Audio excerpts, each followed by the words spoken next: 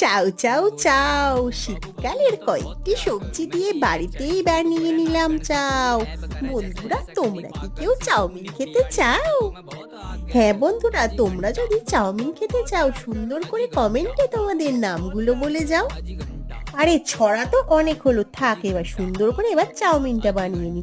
আজকে কিন্তু ছোট্ট সোনায় আবদারে এই বাড়িতে থাকা কয়েকটা সবজি দিয়ে চাউমিন বানিয়ে নিলাম।